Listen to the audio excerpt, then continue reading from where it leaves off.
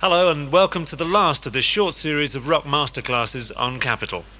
In this series we've invited 5 famous musicians to come to the Duke of York's Theatre to let us in on some of the tricks of their trade. My name's Tony Hale, and as well as talking to today's master, I'll be introducing a couple of guitar students who'll play along with our guest and pick up a few tips from his good advice. Now, since guitar is still very much the archetypal rock instrument, I think it's fair enough that 2 out of our 5 masters are guitar players. And what guitar players? We already heard a couple of weeks ago from Steve Howe of Asia. And to finish this series, I'm immensely proud to introduce from Queen, Brian May.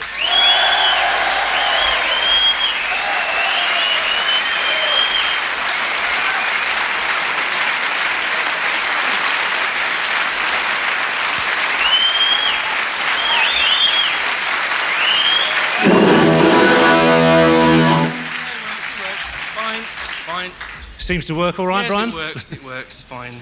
Well, welcome to Capital's Masterclass, Brian.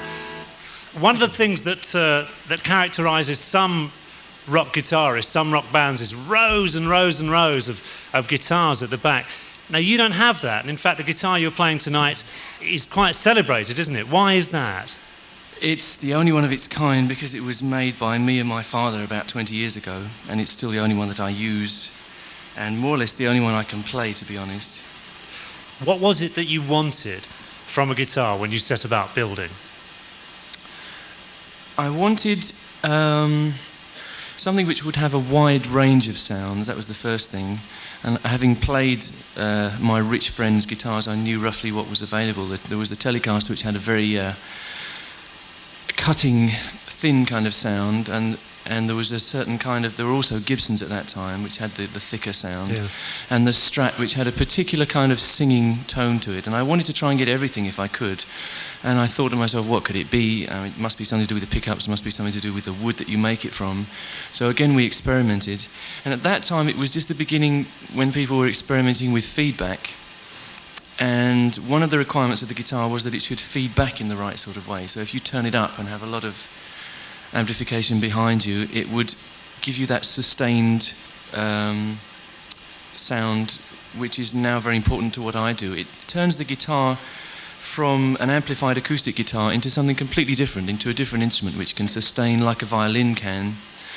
It has a fair amount of sustain to start with, so I can show you if it's just amplified very slightly. It'll sustain a fair bit because there's not too much of the energy getting away any place. And if I play a couple of notes, it'll go... And you can hear that last note just trailing away. But if I turn up, the ratio of regeneration gets over 1, and that's where it happens. So that would just go on unless you stopped it? Yes. And you can even start off with it very quiet, and the feedback will make it grow, which is something that Jimi Hendrix was very good at, who was one of my big heroes and still is. So I can show you. At low volume, it's like this. At high volume, it's like this.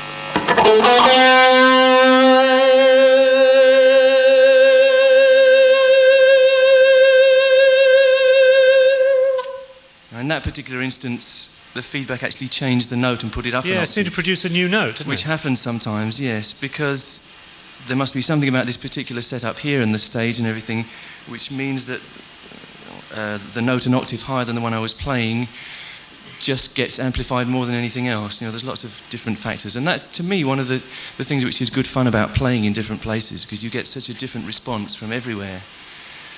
And you never know quite what's going to happen. And on a good night, good things happen, and you can take advantage of them. We've got a question, Brian, from Graham Saunders of Orpington.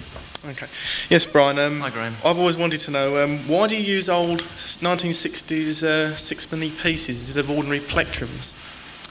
I experimented with lots of different picks and plectrums, and when I began, it seemed like a good idea to have them very flimsy and bendy, because I thought it would help me speed-wise, because they would just bend and I could keep my hand pretty stiff. But I found after a while that you got more feeling by having no give at all in the pick. That's just the way I feel anyway. And if you hold them in a certain way, the flexibility comes from the grip.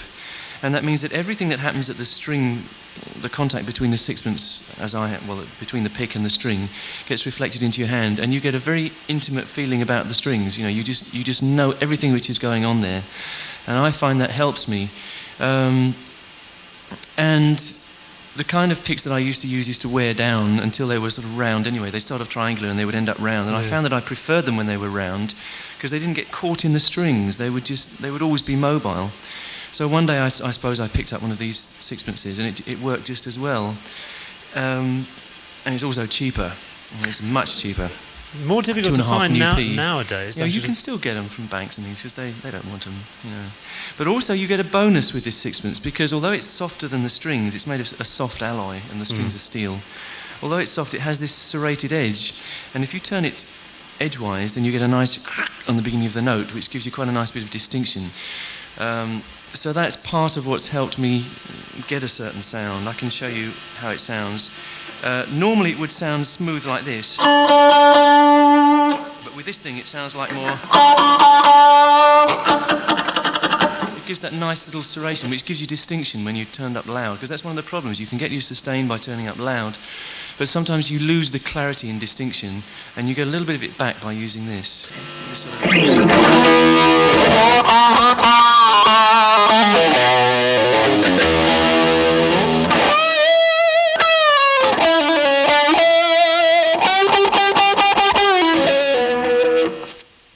amazing.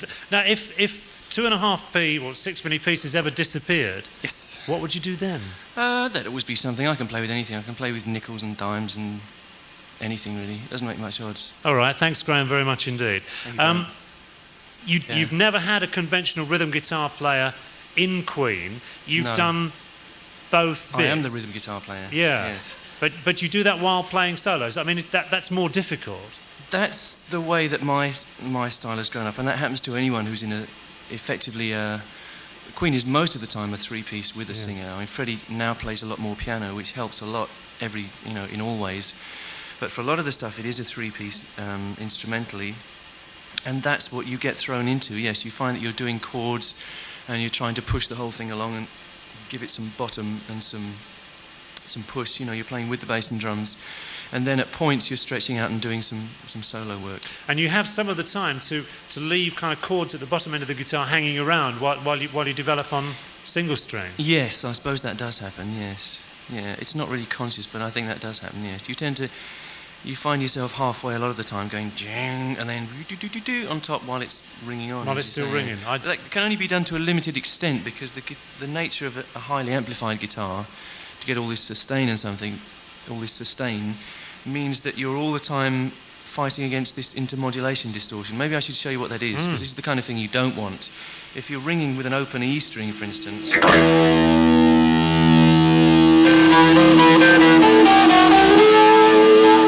hear the top notes get very strangled, that horrible sort of gurgling sound, and that's what you don't want. So always you have to somehow reach the compromise where you can lift that bottom string and let the thing fly off without losing, I don't know, I can't really put it into words, but somehow you can do the heavy things at the right time and do the floating things at other times. I don't know, I can't do it here. I need my group to show you. Who happen to be here? No. Can you do it a little bit, in case they were out there? Let me see, what kind of thing happens?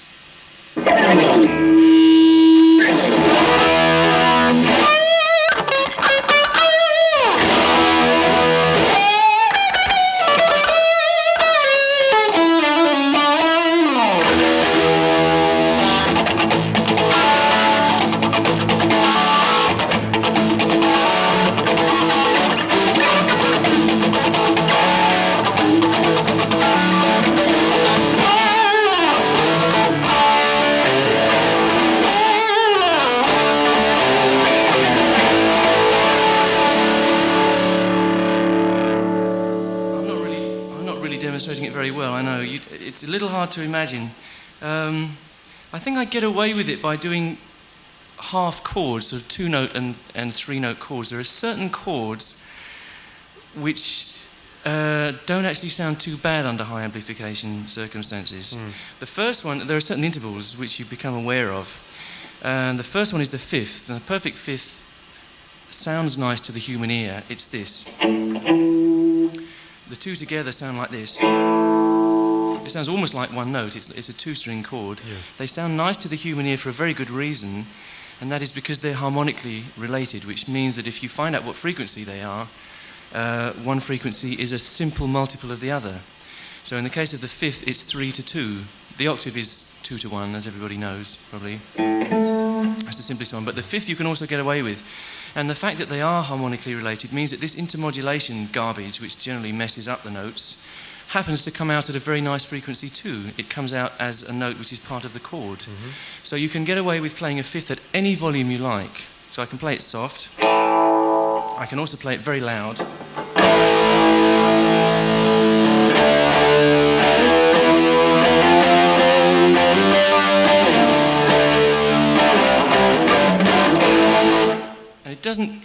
It sounds like a loud guitar, but it doesn't really have that nasty distortion. Sure. So if I tried to do that with thirds, it would sound very different. Maybe I can just show you that.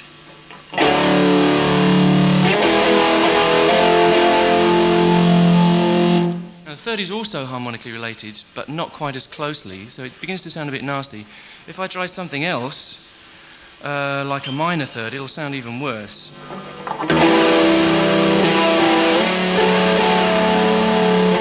A really horrendous noise. Yeah. So you get to know what you can get away with at high volume, and I suppose that's part of what it is. And also the fact that the sixpence can clean up, this pick that we were talking about, that can clear up things, because if you just hammer away on certain things, they would sound pretty distorted. So if I do this,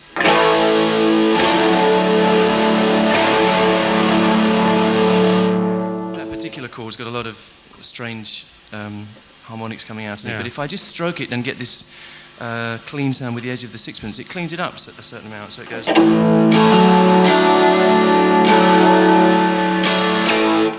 So there's lots of little tricks which after a while I suppose become unconscious. Right. You know what you can get away with and what sounds terrible. All right, well, we're working tonight on Capital Radio's Rock Masterclass with Brian May, and Brian's going to talk to two guitar players during today's programme, and the first one has a very special guitar that we're going to talk about. Will you welcome Julian Hemingway from Leicestershire? Yeah!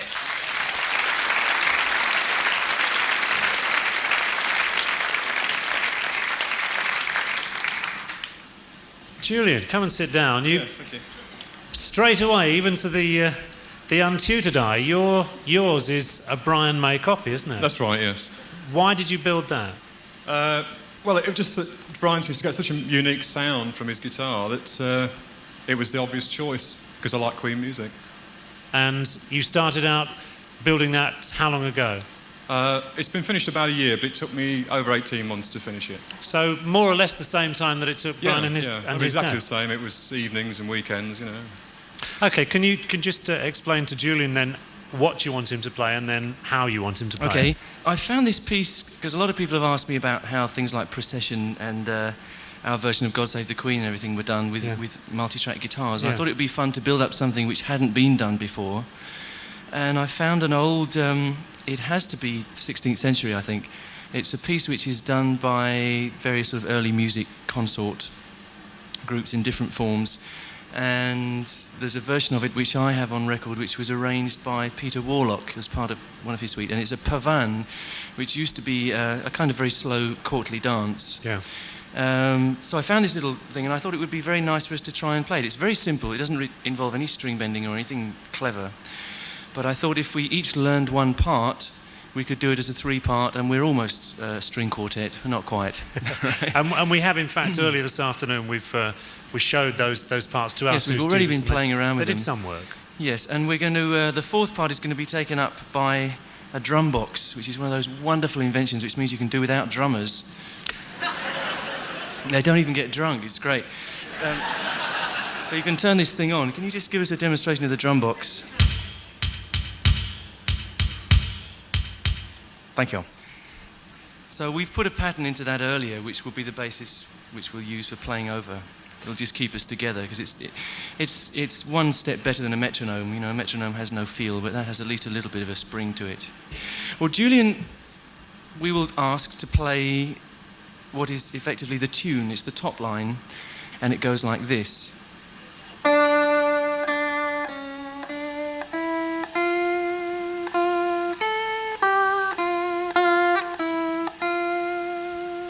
So do you want to have a go at that, Julian? Yes,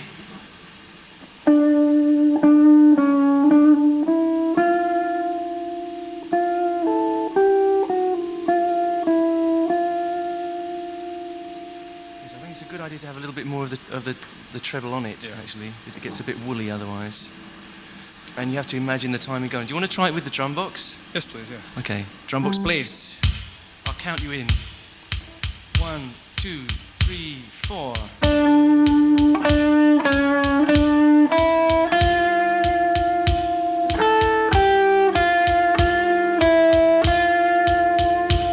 sounds great, yes.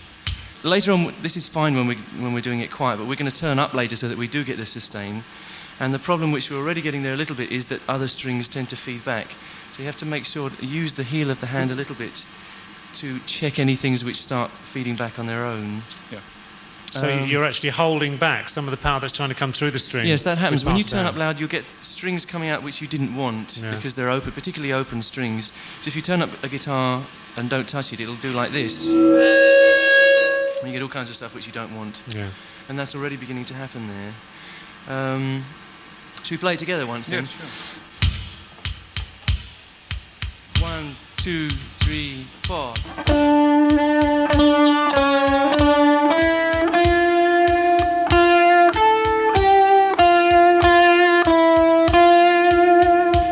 great, yes. What would normally happen is that happens twice. That has a little repeat sign around it. And the bit which ties the whole thing up is this. It goes...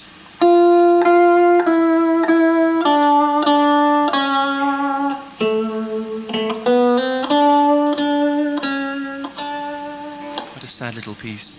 So if we want to try that now. On your own.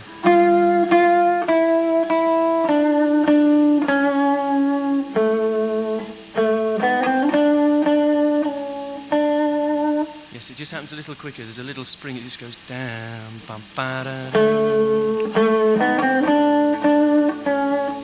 It's like yes.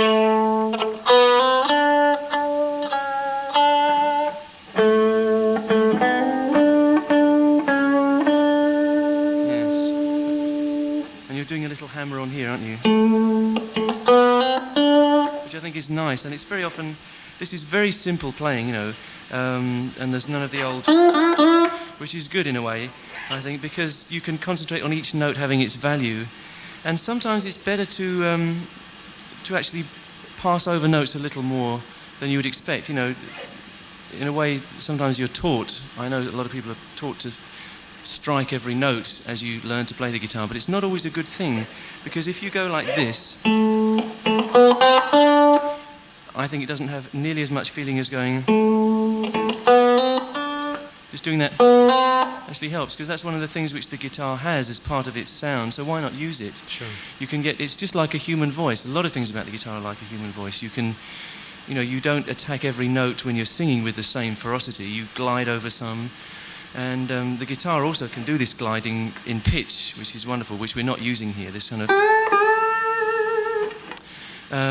but I think the more expression you can get out of a guitar, the better for things like this. And although there aren't guitar quartets, as far as I know, in the world at the moment, I could see it happening at some time. I can see it happening today. You know, you have violin quartets, and I mean string quartets with violin, viola, cello, bass. So I don't see why you couldn't have a very similar thing with guitar. So maybe we're going to set a trend here. What was the first record you ever played along to? I can't remember exactly, but it was probably, let me think. Lonnie Donegan was very big for me, and I started strumming his songs, and Tommy Steele at that time. See I'm older than you think, see. What about instrumental stuff? What about you talking about the Shadows and the Ventures? Can you remember playing along to that stuff? Yes, definitely. I used to play all those things. Let me show you. They had this great thing with the wang bar, with the tremolo arm, you know, and it used to go... all that sort of stuff, you know. That's lovely. Which I used to play, and you had to have a copycat echo chamber to go with it. That's when I started with AC30 amplifiers. Because now anybody who's not absolutely aware of what a Vox AC30 is only has to look at almost any picture of a 60s group. That's right, yes. And those black boxes behind them are AC30s. You appear to own most of the ones left in the world. How many have you got? We have 14 or 15, I think. And you use a line of these. I mean, at the moment here in the Duke of York's Theatre, you're using how many? 4 of those. Yes, all for different things, though. I'm using one for the straight-through sound. Yeah. I'm using one for the return from a little box which is called a boss pedal, which gives a very gentle phasing. Maybe I can show you what that does. Thing. This is what it's like with it off. It's quite a subtle effect, I tell you. You have to listen hard for it. But it gives it a little bit of colour. This is the normal sound. And then with it on, it sounds like this.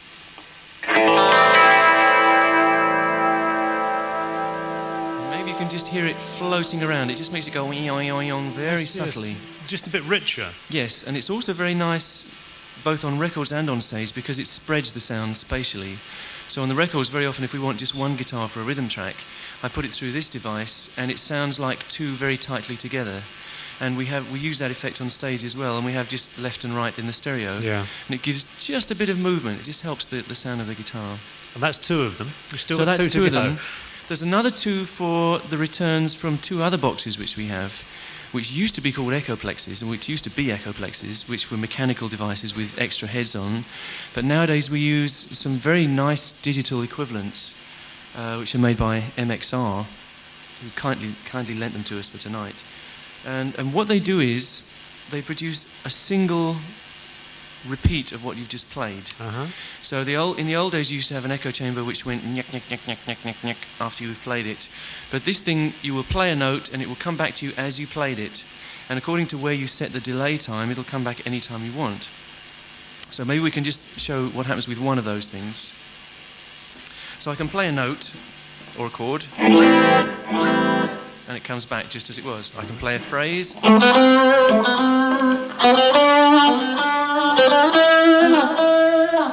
So it'll come back to me just whenever I want, and I can also play along with it if I want. I can play harmony to it, so I can go.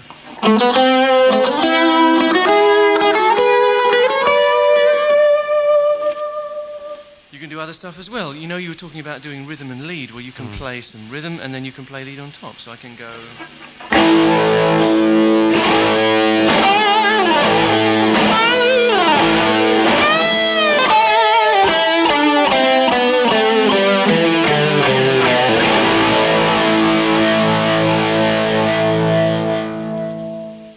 So you can do lots of things, and if you have a long delay, you can actually play a whole chord sequence and then play the lead on top. And that's not something I do very much because it's fraught with all sorts of difficulties, particularly if the tempo is changing very slightly on the night. You can get into all kinds of messes, but we have done it. There's all sorts of possibilities. And the first time I ever did that was the first time we toured, and it was all very experimental, and sometimes it would work and sometimes it didn't. And then I thought, why don't we have one more repeat so we can make 3-part harmony, which always sounds much nicer. I mean, there are 3 notes to the simple chord. So we then introduced the other delay, and the way I usually have it set up is that the next delay is the same distance apart from the second one as the second one was from the first. So that sounds like this. I'll play one note, and this happens. And it's nice in stereo, you know, it's nice for stage because it leaps around the hall. It's quite nice on record too. And that gives you even more possibilities because you can then build up complete chords and you can subtly change them and all sorts of progressions. So I'll give you a little demo of that, just very simply. At the bottom and work up, it always works very well because you can sort of follow yourself up like this.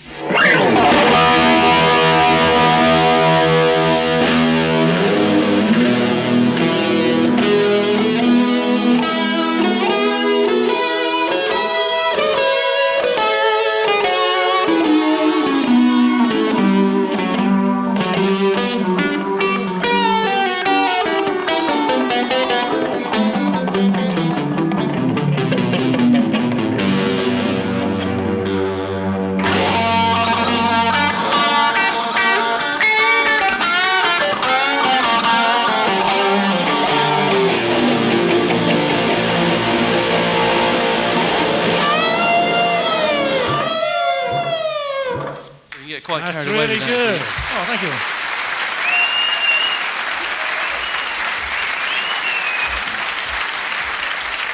That really That very really kind. sounds like Thank you. Queen's sound. You know, I hear that on records, and I hear that when I go and see the band. And it has, I mean, no pun intended, it has got majesty to it, and it has got a kind of traditional, all the way through English music feel about it, hasn't it? In a way, yes. I love...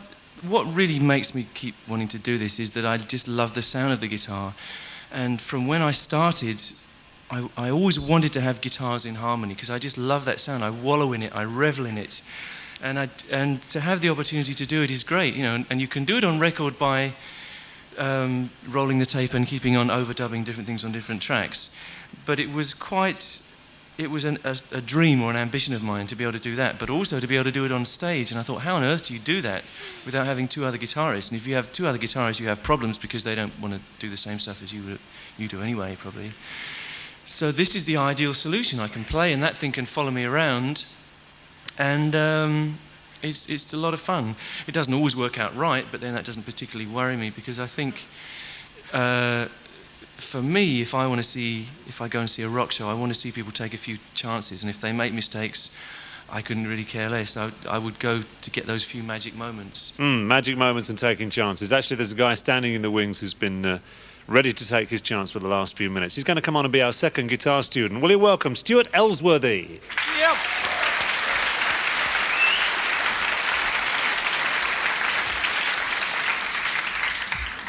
Stuart, welcome to Rock Masterclass. How long have you been playing? Well, on the electric, only about 18 months, 2 years, but all in all, 10 years previously with just an acoustic. So you played the acoustic guitar as well? Yeah. Okay, I'll hand you straight to Brian. Brian, we've seen what you described as the tune of the pavan. What's Stuart going to do? Yes, the other one went... Right, this one is sitting underneath. And some of the way it goes parallel, but some of the way it doesn't. Sometimes it'll stay on the same note when the other one's moving, etc. But that's what chords are all about, right? So this one goes...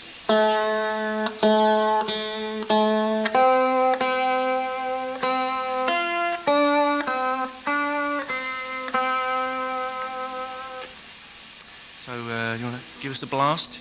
Let's do it.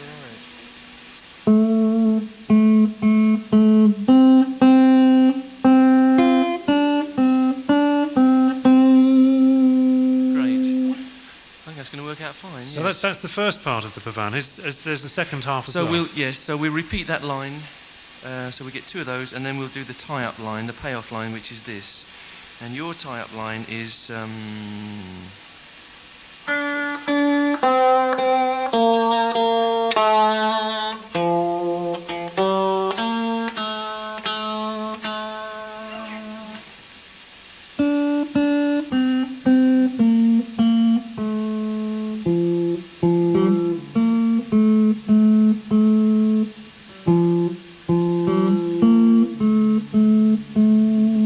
Yes, doing the G open is going to give problems when we turn up. That's the only thing. When you're going, you're going to get this sort of sound. Well, I say it would be better to slide up. Yes, to slide up and stay on the same string. Yeah, I think that would help a lot, actually. So we go.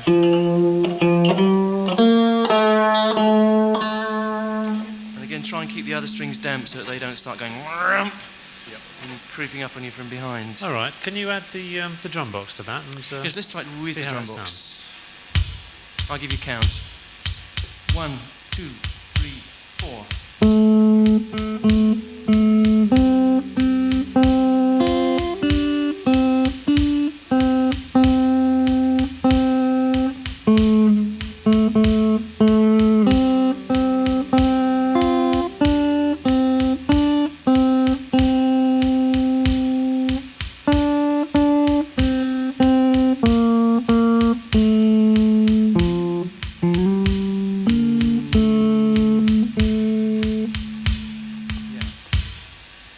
It's a slightly strange timing because you expect it to be in 4s like most modern music is, but it's in 2s because I suppose of the way that the dance was done, this pavan dance. Yeah.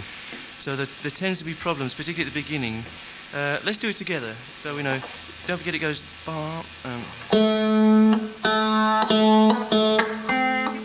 Everything's measure for measure. There's no quick notes at the beginning. Okay. Let's try it together. 1, 2, 3, 4.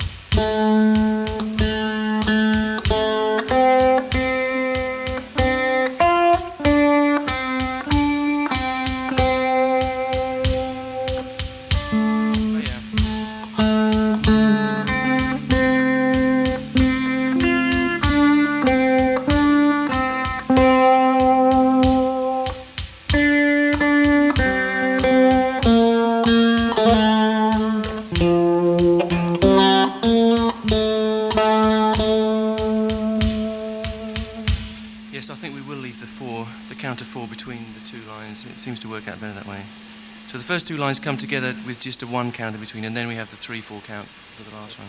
So we've added a different line to that, but you've been playing along with that. You're going to play a different line. Yes, I'm going to play the bottom line, which is the most boring of all, but we'll give it the proper sort of harmonic content. And then if we can get that far, I'd like to do what they used to do in arranging these things, which is take the bottom line and stick it on the top. So you're inverting the whole thing, and the bottom line, with just a few little variations, becomes a new tune. So it sounds like you're doing a refrain, or what people would call a middle 8 these days, but in fact you're just turning the whole chord structure upside down, so it'll sound quite different.